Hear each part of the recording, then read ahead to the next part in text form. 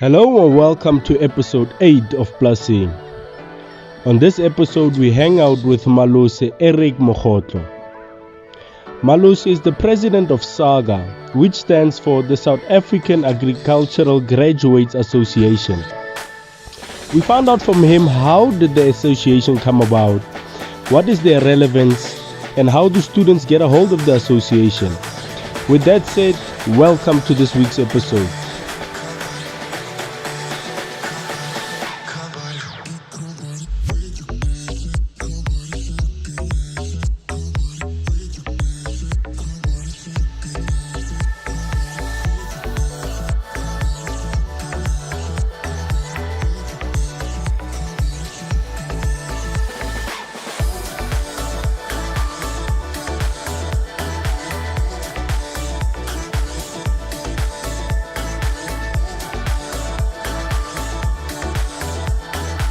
We have been there. That's another solution that we say to the department, which is another policy that we send to them. Because of you have got no exit plans, you don't have permanent jobs. You must at least increase the money that you give to these programs for 2 years. Yeah, this internships. Yeah, 6,000. Give them 15,000, or maybe give them 17. But what is the plan? What should the students do then with that money? Then the students can then be able to initiate something. Oh, they have enough money to do something. To do something. Because of you dump them. After we have been there.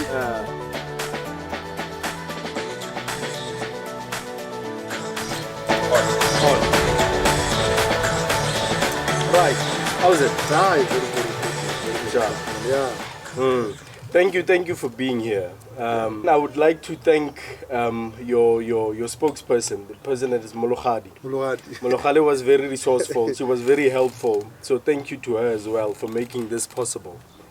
Otherwise, let's. I guess we can jump straight into it. Yeah. We are here. We are here for the matter. We have all day.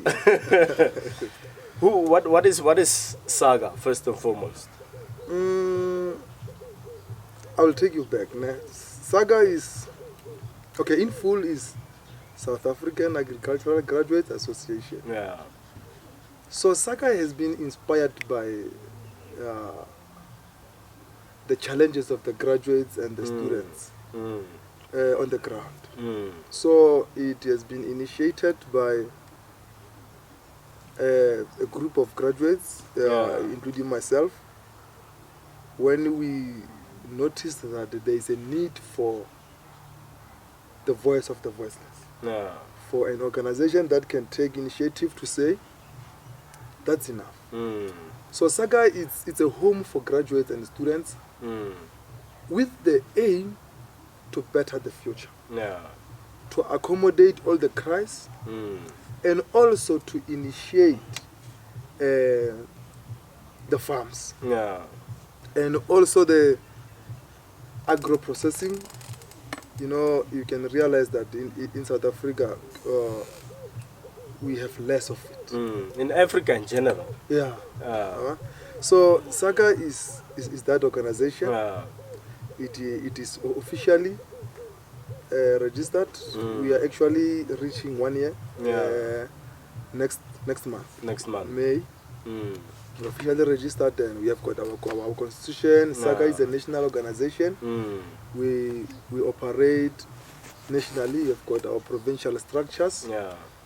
We are operational. If I can tell. And you represent what position do you hold within the structure? I'm the president of the organization. So you are the right guy to talk to. All right. Yeah, I can say so. Yeah. With that said, I would like to get your understanding. Since you guys are reaching your 1 year anniversary next month. What are the most common problems that you come across that students maybe put across on the table that we have a problem? What are those problems that you guys are currently dealing with? In agriculture, there are deeply rooted problems that are common. Ill treatment, nepotism, but nepotism, it comes maybe because I like to say nepotism is it's on maybe on the fourth level. There's ill treatment that is severe. There is ill treatment. There's corruption.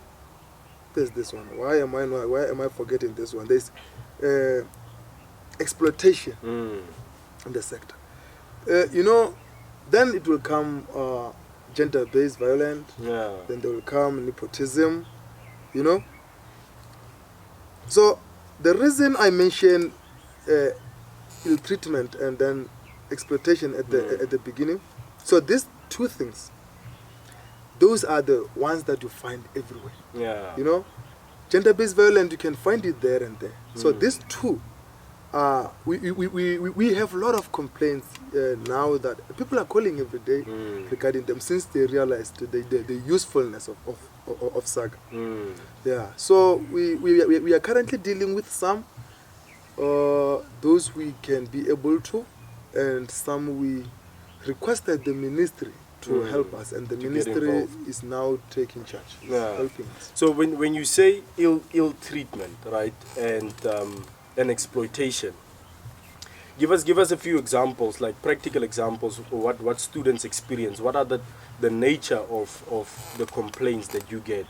Is it that farmers on the farm don't pay the students well enough? Is it maybe they're exploiting them, making them work extra long hours, or making them do duties that agricultural students or graduates are not there for? Or what is that nature of exploitation? And you can name them endless. They work long hours. They can even promise you to say, we're going to give you an overtime for those hours, but they are not giving you. They pay when they feel it's relevant to pay you. They choose when to pay you, and they can give you a job that is not for you. Let's say you are a student and you are supposed to learn about chickens, poultry, layers, pigs, but then now you find out that you are dealing with the garden. You are digging the holes. That's not what you came here. So you're not being exposed to the production side. You spent 3 months doing what you were not supposed to do. And amongst other things, that's ill treatment. And amongst other things, they choose where to expose you. At the farms, I'm not being racist, but according to the research, according to the calls that we receive in the organization, it is more like white farmers. They are not likely to expose you there. They are holding back.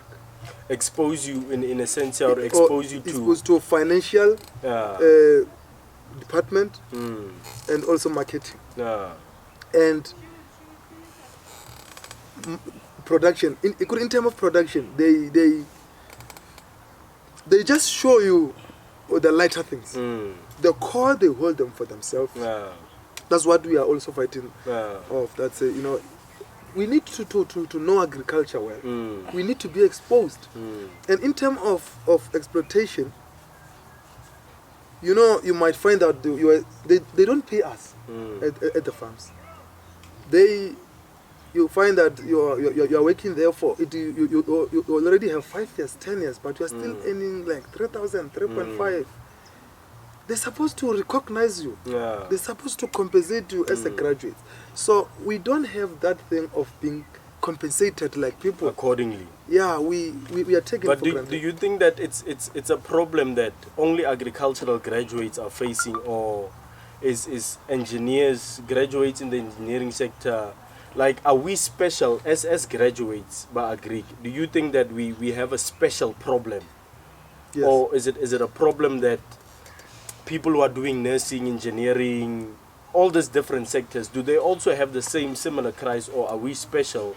Or because sometimes people would look at agricultural graduate and say that Maralona is special. Like we did a podcast with a good friend of ours a few weeks back, or last week, or 2 weeks back, and she mentioned something very, very profound. Ari,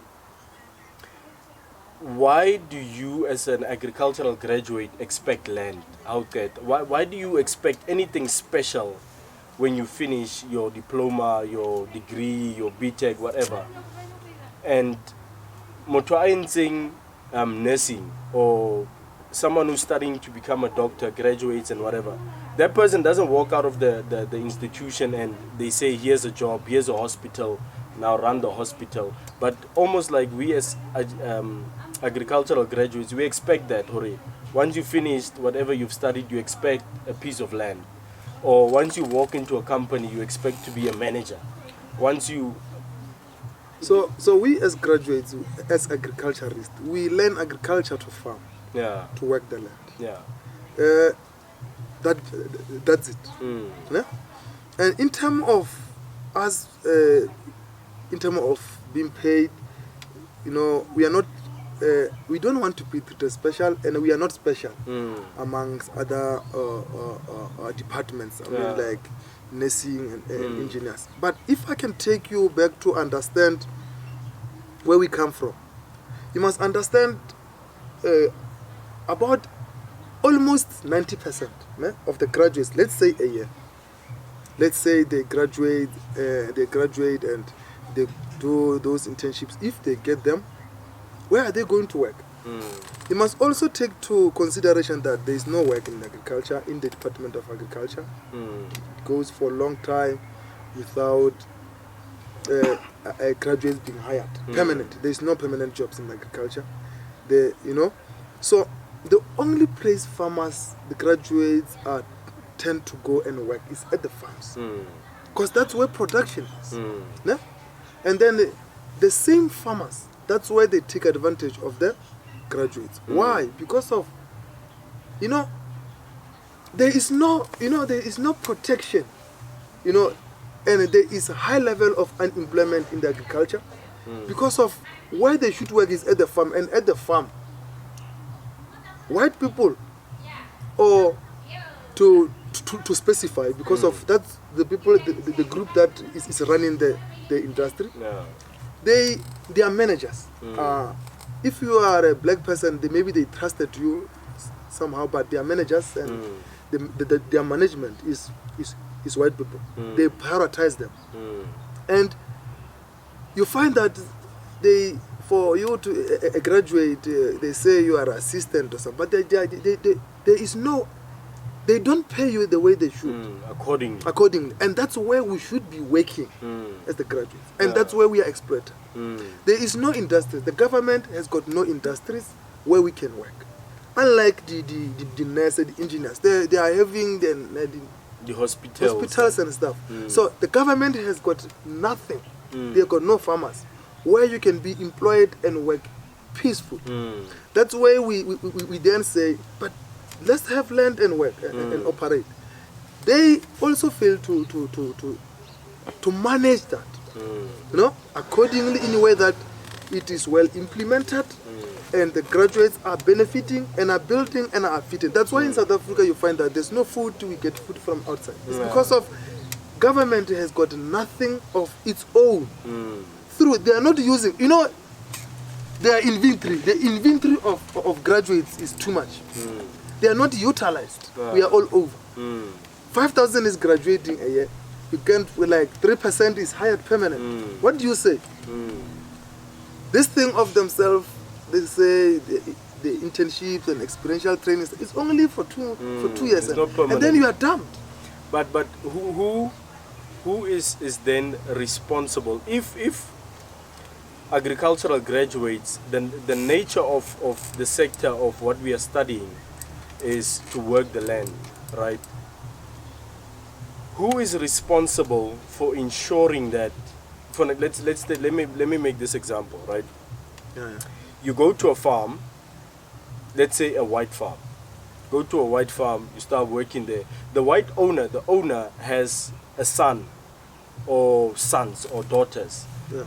And don't you think that personally as you own a farm, are you not grooming your own children to one day own the farm? Why would you take a graduate and make this graduate a manager of your farm, whilst you have children of your own that you want them to run the farm, and to own the farm in the future? Because a lot of graduates, we are not given positions, we are not given that. There's nepotism and there's what. But then I look at it and say that it doesn't happen on white farms only. Like even black-owned farms, people are grooming their own children to one day own the farm. So Just a to dilemma. add on what you're saying, I just wanted to add on that. It's not only white farms. Like, I've been to a fully black-owned farm. Yeah. The same reason, like you will not get exposed to marketing. Production will only get limited. You know, so for me, it's an agricultural problem. Let's not specify white. Like, let's solve this problem because it's a problem in agriculture. I don't know if it's a problem because we as farmers, we living. I believe like farming it's something of legacy. We living for our kids. So it's something along where it's happening generally in the farming sector, regardless of whether it's white or black. If you can remove maybe the white or black and fix the problem for now, I think you can get somewhere. It's nice. Even myself, if I have an organization, I would want my kid to finally be the owner of the organization. But then we must realize that you hire people, you must pay them, right? So the ministry must be able to protect the society in a way that there is a way of compensating. But where the graduates? Where is in this case? Where is Baraking?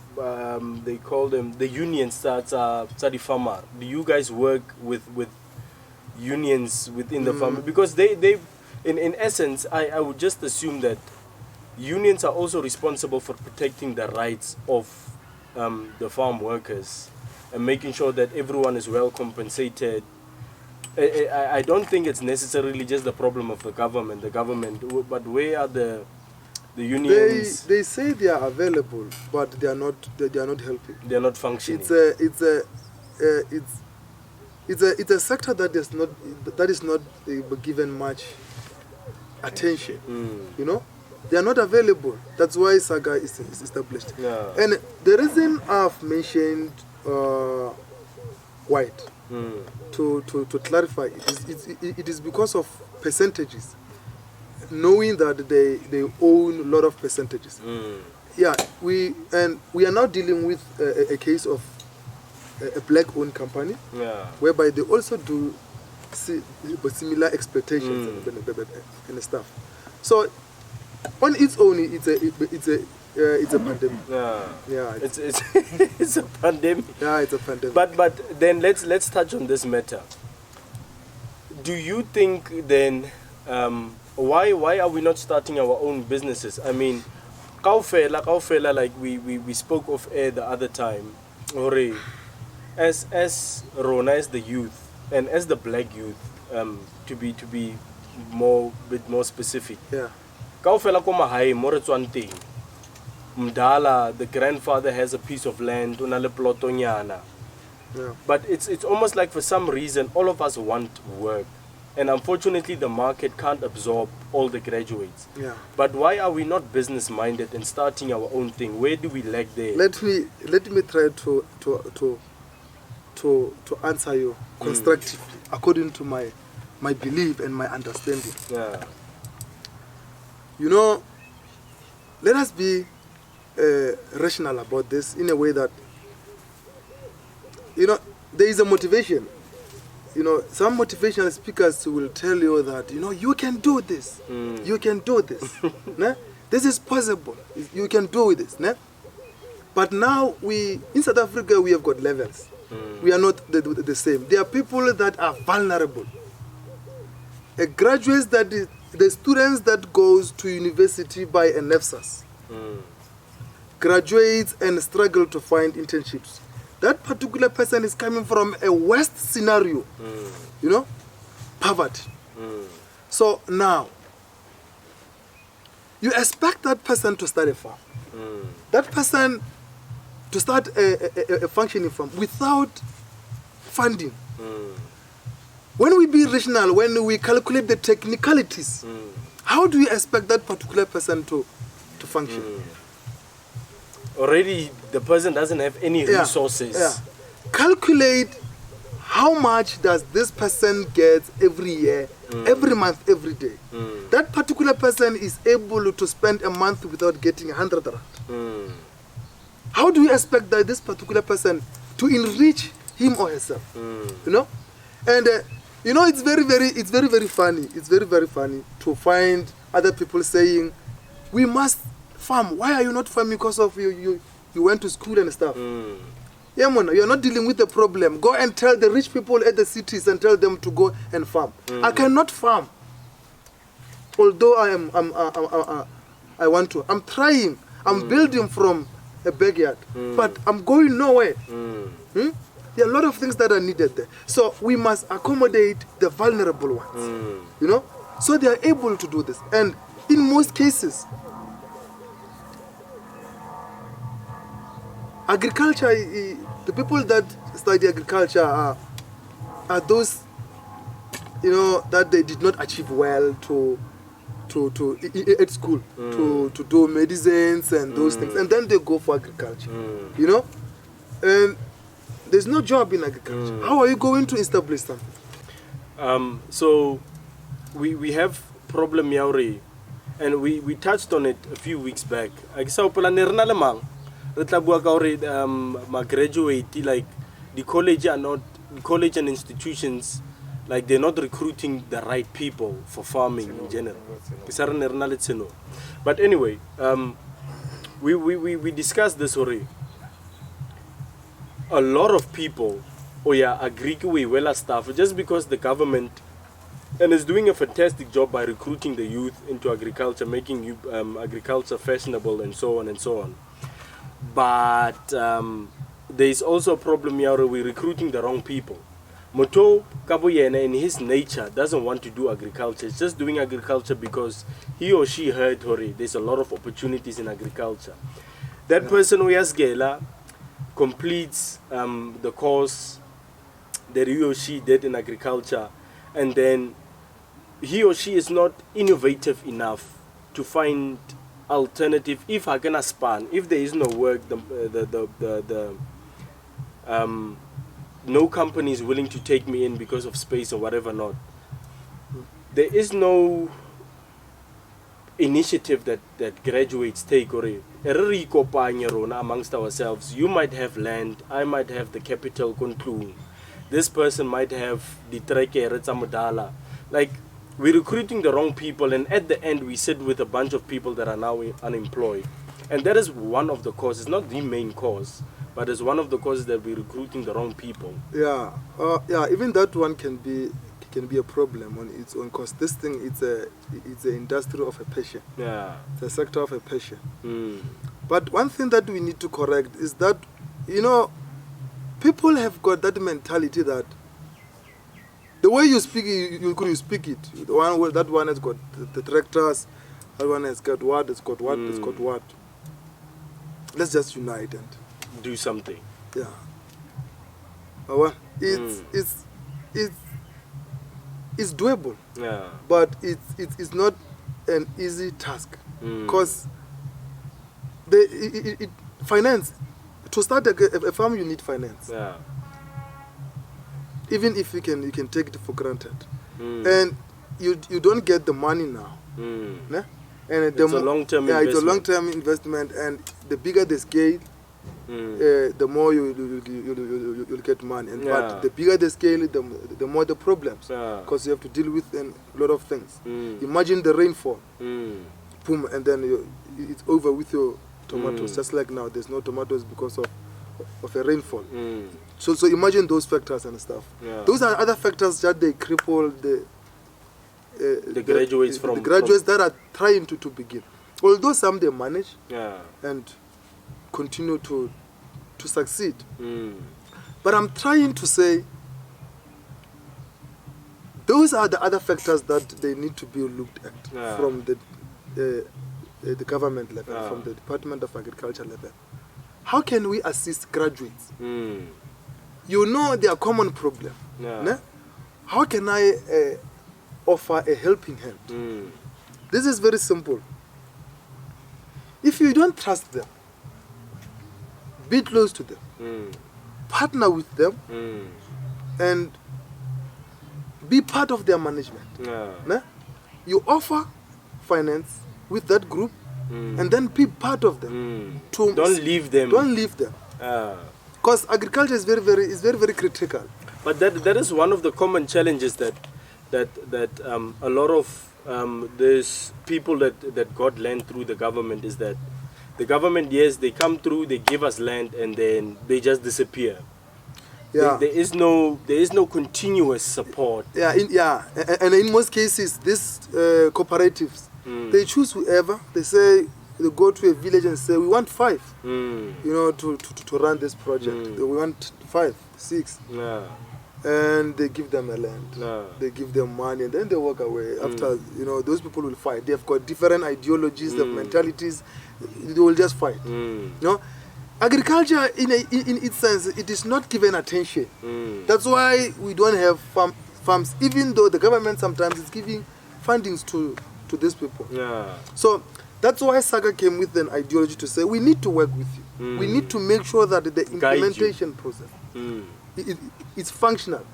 Because even some of the programs in the Department of Agriculture, those that they say they are operating to help the communities, they are not functional. So we need to go back to taking agriculture serious as a commercial farm. Because when we remember the disadvantaged one is the black community. That is a fact. And we rely on government because we don't have money. We are poor. We need help. That's how life it is. But I think we have, and from a government's perspective, there is a lot to be done when it comes to our institutions. Like, for example, good institution in Tsarona, they don't teach us entrepreneurship. This is just my personal opinion, that I went to a college, I studied what I studied, I left the college with the practical skills of, I can plant spinach, you can give me a garden, I will be able to plant for you whatever needs to be planted, whether it's spinach, beetroot, I can do that. I'm equipped to do that. But I'm not equipped to become an entrepreneur. Like, I think that is the missing part. If we can fix that on an institutional level. Yeah, also to, okay, there's always an improvement everywhere. Né? But the practical part needs, that's where the introduction of that come from. Remember the entrepreneur book, né? Will take you all the steps, right? Then now you have to go and practicalize it. Né?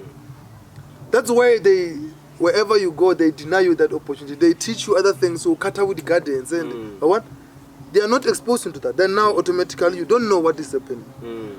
I myself happened to learn about pigs at another farm. I've went to 4 farms. In a way that even the production, even the finance of it, I would scrutinize, find a way to learn more about them. And I also learned that I know when I see someone saying I'm having a pig farm there and tomorrow is not available, I know how difficult it is. The production of that it's intense. You can do it in a small scale, but in a large scale, that's where the problem is. So that means then we don't have the like you say now, that graduates are not exposed to the managerial stuff on the farm, marketing, the network, how the farmers network amongst themselves, how do they distribute their products, and because of that, when the graduate starts his or her own thing, he or her doesn't have the full scope of how to run. You maybe know how to run the production side, but then what? After you have raised your pigs, and then what? Where do you sell them? Yeah, Where do you see, those are the other challenges. On my personal level, I once went to a farm they called me to come and just to see what they're doing and give them a little bit of an advice. You know what I've noticed? They were planting cabbages, you know, and butternuts. Yeah. They were not considering day-to-day supervision, you know. And I remember telling them that, you know, these plants, if you cannot water it, maybe it was supposed, like every day, at the correct hours. Maybe you don't consider the sunlight and stuff. You are damaging that plant, but you might not see it, you know. So there are a lot of things that are happening that will deny you to get the profit.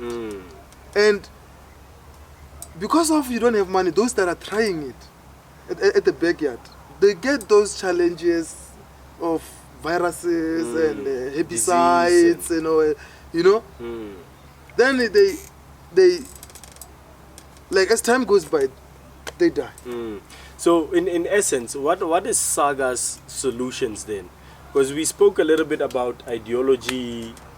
You guys are engaging with the ministers. You guys are engaging with all the relevant people within the department, right? Yes. So what are you telling those guys up there, the national structure agriculture? What solutions are you guys bringing forth that Kama graduates are? Why are we not initiating this program or that program? What solutions are you guys bringing to the fore? Okay, now number one, we as SAAGA, we noticed that the inspectors that are going to the farms to inspect, either we allege that they are not doing the job properly. The graduates are crying, are reporting to them, but they are not dealing with the problems. We see them walking or driving out of the farm with tomatoes, with things. We allege that they are being bribed. No? And those are the agricultural inspectors and sent by the department. Sent by the department to do the work. They are not doing their work. There are a lot of farms, they are not sanitary houses. And to be honest, I've had such an experience, Koplasing. These guys came from the department to come and do an inspection or whatever. Joe, I kid you not, but officing, they never even went to the farm. And my job, and I'm not sure if I'm disclosing too much, because they were black and it's a white-owned company. Like, I was put there, it's a modila labor, understand. I went there and I talked to the guys, but their job was supposed to talk to the staff. Yeah. They never talked to staff. Their job was supposed to go to the houses and to see the working conditions. But they never. Dude, they were there like for 30 minutes. So that's another thing that we said, because of we say this thing is not available. They are not doing this, or maybe they are not enough. Because we don't want to fully say you are not doing it. Because there's some people that are actually doing Spanish sabo. We appreciate those, the little percent that is not doing. We say we want to be part of the puzzle too, to help you doing it. We can have our own help desk whereby we communicate with the students. The students trust us because of we are just a leg. You know, we can go understand them better. We understand better. You have worked the path. We have been there. You know, that's another solution. That's we say to the department, which is another policy that we send to them. Because of you have got no exit plans, you don't have permanent jobs. You must at least increase the money that you give to these programs for 2 years. This internships. 6,000. Give them 15,000, or maybe give them 17.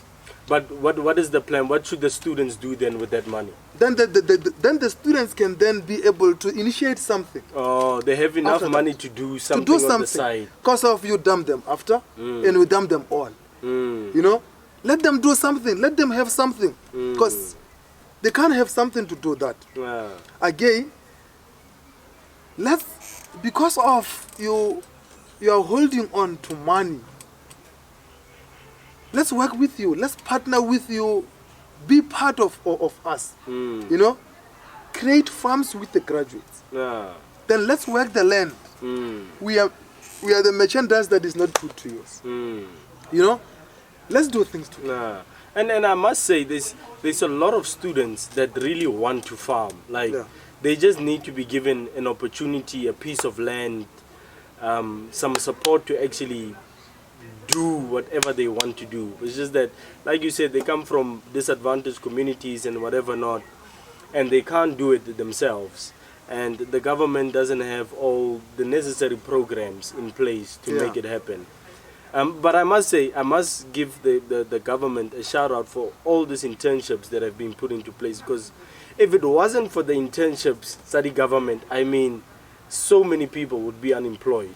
Yeah. If it wasn't for this 2 years, even though get 2 years, but it's something. It's something that you wouldn't have got either way. But they could do better, according to you. They could do better.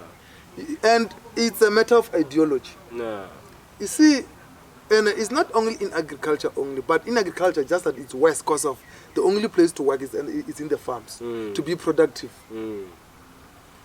The government does not want to own infrastructures. They don't want to build. They like to maintain the services.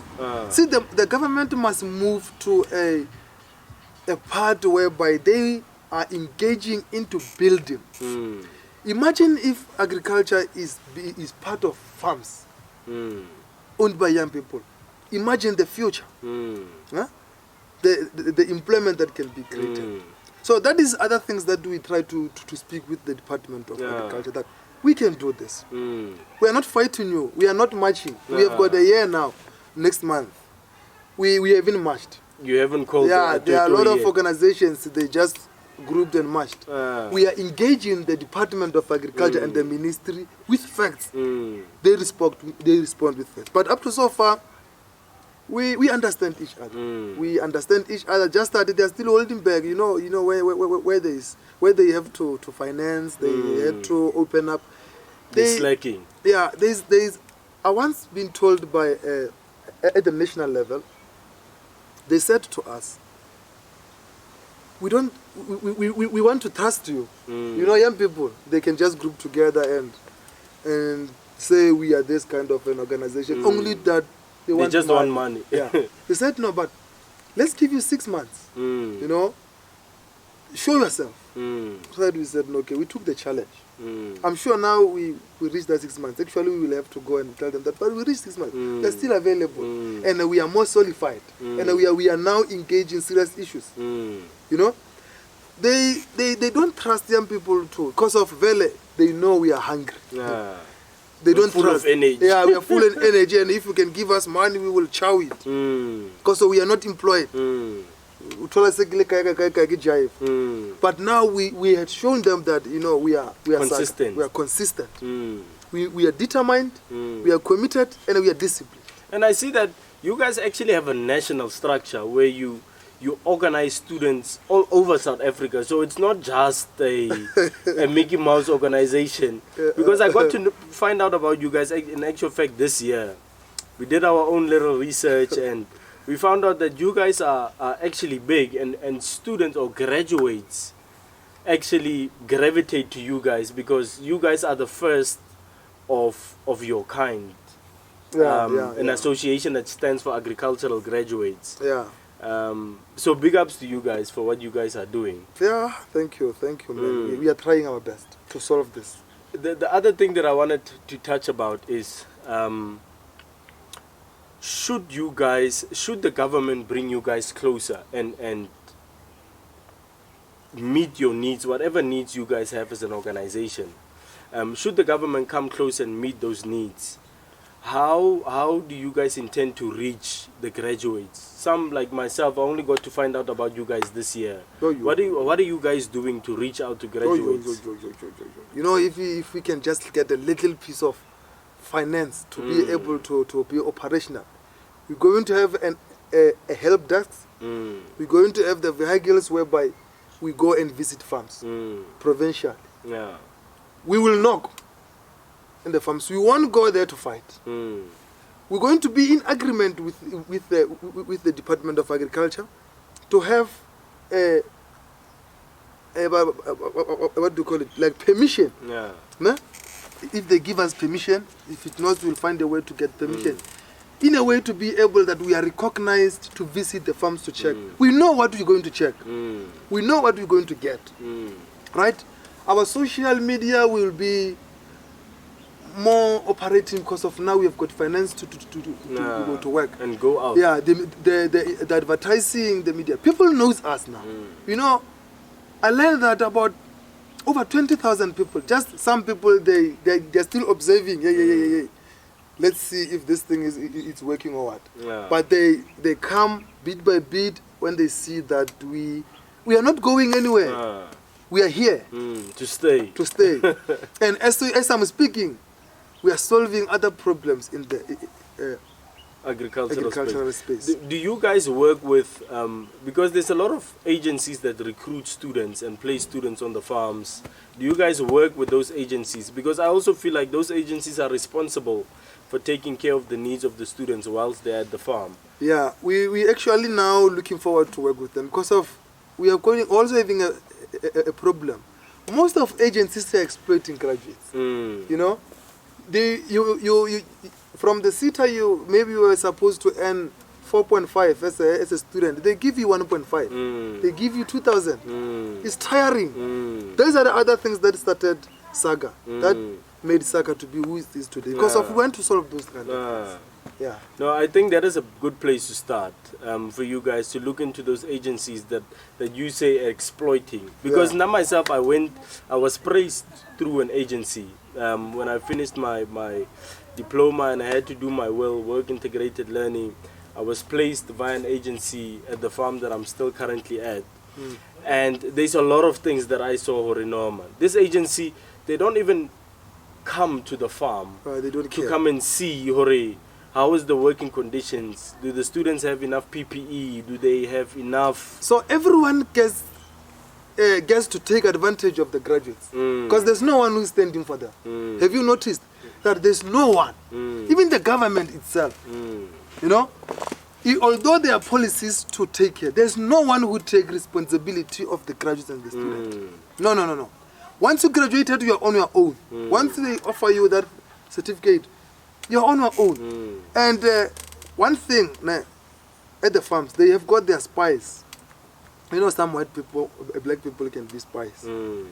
Spies for who? For the boss. You know, once you deviate, you want to oppose the work, the treatment and stuff, they chase you. Or what? They treat you somehow. And it's something that is happening. Something that we don't have proof of in paper. But we know. It's happening. It's happening. That is another thing, another reason that formed SAAGA. What do you think of this thing, which is a big in our country now, and I feel like something that is not very, it's not spoken about often. And Toya the farm matters. What is as SAAGA? What is your opinion? We are fighting it. There's no one who deserves to die like that. As a matter of fact, we are fighting corruption. It's not acceptable. There's always a way of solving a problem, and we hate these criminals. You know, we don't promote it. And there is some rumors that sometimes says the employee treated badly the employer. I mean the employee treated the employee badly, or maybe the employees are the ones that kill. Sometimes, in most cases, it's not those that are working at the farms. No, they are those that are taking advantage of the farms. You know, those that are working at the farms, they are systemized to respect the master. You know.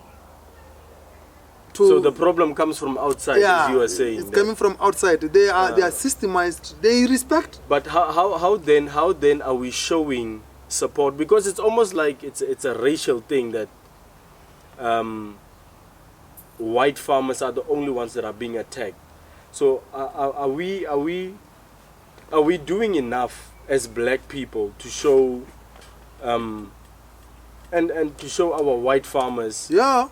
Are we doing enough to show them support that it's not a racial thing? Yeah, Even SAAGA, us, if I we can, are against that. SAAGA, that. there's an organization that has been initiated last year. Yeah. They were reaching their AGM now, this month. That organization has been initiated to deal. It is white-owned NPO formed. I consulted them because their aim is to stop this criminology, this attack. We wrote them an email. We appreciated what they are trying to do, and we support. We assured that we support their ideology because of we need to stop it. Yeah. Do you guys get from? Do you guys get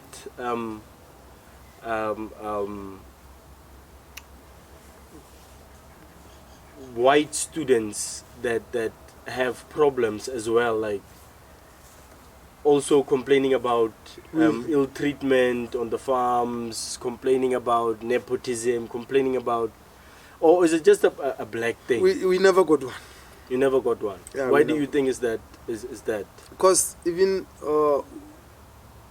they're the comfortable one in most cases. They are the percentage. Remember the percentage thing. They are with a less number. Maybe they're afraid to reach us because they think we are racist and stuff. But if they can reach for us, we're going to accommodate them. But we are too much. Remember, the black population is too much. Therefore, that's why maybe that's the reason. I'm just trying to.